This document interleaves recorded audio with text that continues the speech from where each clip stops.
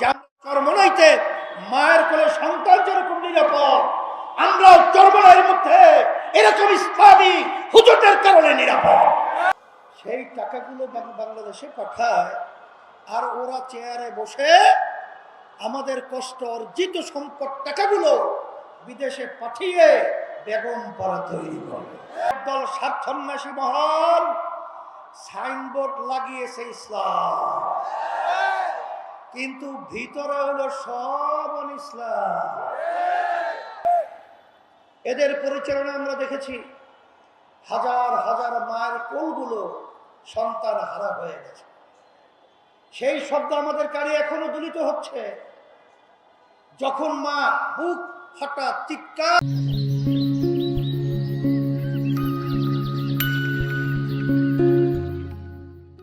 করে বলছে, আমার সন্তান আজকে কয়েকদিন পর্যন্ত আমাকে মা বলে ডাক দেয় না।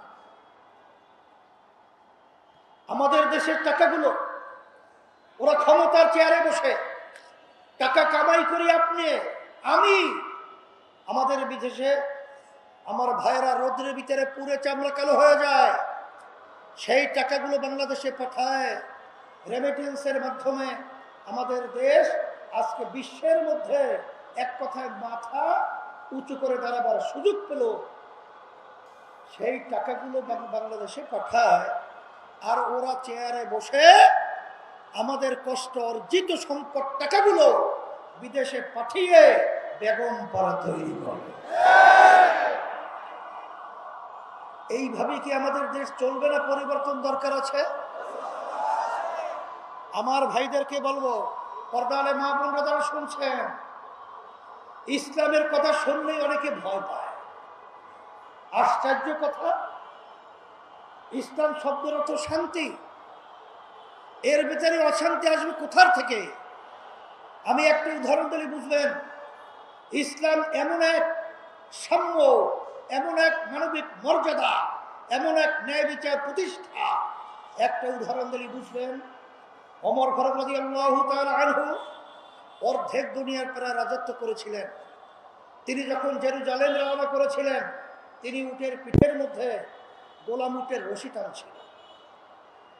আমির চিন্তা করলেন, আমিও তো মানুষ, আর আমার গোলাম রশি টানছে, সেও তো মানুষ। সে রৌদ্রের ভিতরে পুরো কালো হয়ে যাবে, আর আমি উটের পিঠে আরামে থাকবো, এটা হয় না। তখন তিনি বললেন, গোলাম তুমি এখন উটের পিঠে উঠবে, আর আমি উটের রশি টানব। এর নাম হলো সাম্য, এর নাম হলো মানবিক মর্যাদা, এর নাম হলো ন্যায় বিচার প্রতিষ্ঠা। ইসলাম এমন এক নীতি আদর্শ, যেই নীতি আদর্শের মধ্যে একটা পিপিলিকা পর্যন্ত তার স্বাধীনতার নিশ্চয়তা রয়েছে। আর আশরাফুল মাখলুকাত মানুষ তো দূরের কথা। ইসলামী নীতি আদর্শের মধ্যে দেখবেন, যারা বিজাতি রয়েছে, সংখ্যালঘু রয়েছে, তাদের ইতিহাস পড়লে দেখবেন, যেখানে ইসলামী নীতি আদর্শ ছিল, সেখানে বিজাতিরা পর্যন্ত তাদের দেশ ছেড়ে ইসলামী নীতি আদর্শের মধ্যে তারা বসবাস করেছিল। আমি অনেক সময় বলে থাকি, চরমনাই ইউনিয়নে খবর নিয়ে দেখবেন, সেখানে হিন্দুরা পর্যন্ত দলে দলে ঝাঁকে ঝাঁকে আজকে ইসলামী আন্দোলন বাংলাদেশের পক্ষে তারা আজকে বক্তব্য দিচ্ছে, মিডিয়ার সামনে কথা বলছে। বলতেছিল যে চরমনাইতে মায়ের কোলে সন্তান যেরকম নিরাপদ, আমরাও চরমনাইয়ের মধ্যে এরকম ইসলামী হুজুরদের কারণে নিরাপদ। একটু আগে দেখেছেন আমাদের সেই কুড়িগ্রামে আক্কাস আলী সরকার সাহেব, সেখানে প্রায় 750-র মতো বিভিন্ন দল থেকে ইসলামী আন্দোলনে যোগদান করেছে।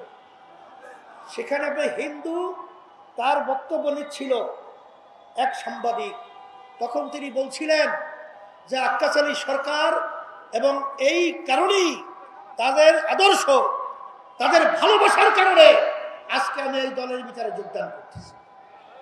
আমি এই কথার মাধ্যমে মূলত বোঝাতে চাই, যারা ইসলাম নিয়ে ভয় দেখায়, আমি বলবো দুর্নীতিবাদ চোরেরা ইসলামী নীতি আদর্শ পছন্দ করার জন্য ওরা দুর্নীতি করতে পারবে না।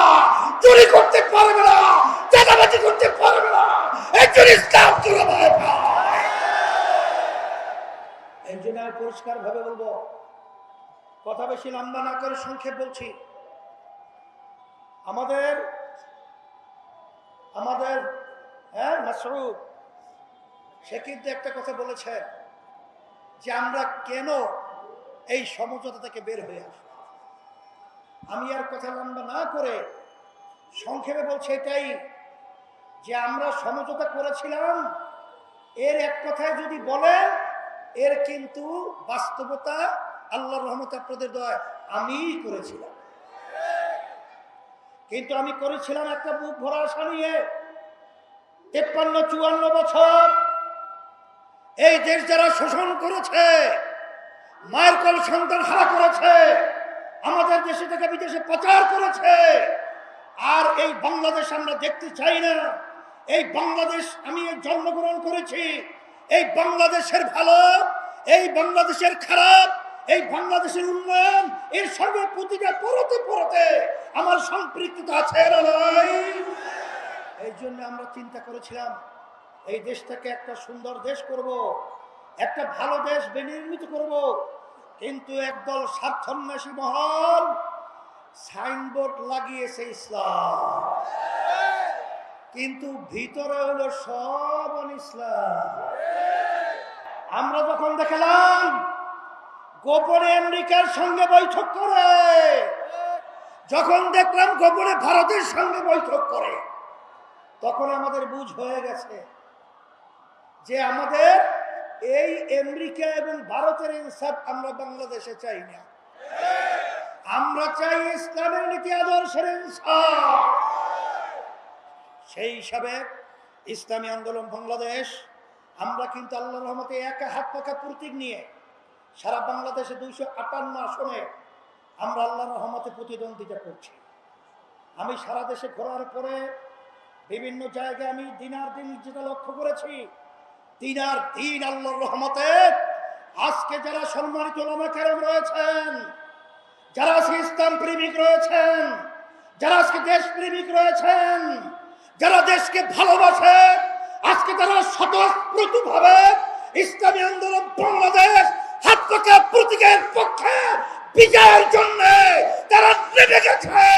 বিজয় করবে, বাংলার জমিনের ভিতরে হাত পাকা আল্লাহর রহমতে বিজয় হবে। সাথে সাথে বাংলাদেশের রাজধানী ঢাকা, এটাকে বলা হয় মসজিদের নগরী। কি নগরী? এই মসজিদ থাকবে, নামাজ থাকবে, কিন্তু যারা শরিয়া বাস্তবায়ন করতে চায় না, শরিয়া বলতে কি, নামাজ শরিয়া, রোজা শরিয়া, হজ শরিয়া, যারা চায় না, ওরা মসজিদ রাখতে চায় না।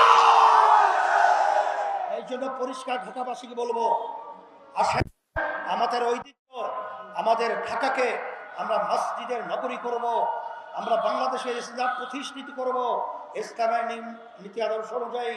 এই জন্য আমি সকলকে আহ্বান জানাবো, আসেন আমার ভাইদেরকে, মা বোনদেরকে, বহুবার ভোট দিয়েছি, এবার আমরা ইসলামের পক্ষের বাক্স একটাই, সেই বাক্স হল ইসলামী আন্দোলন বাক্স, হাত পাখা প্রতীকের বাক্স।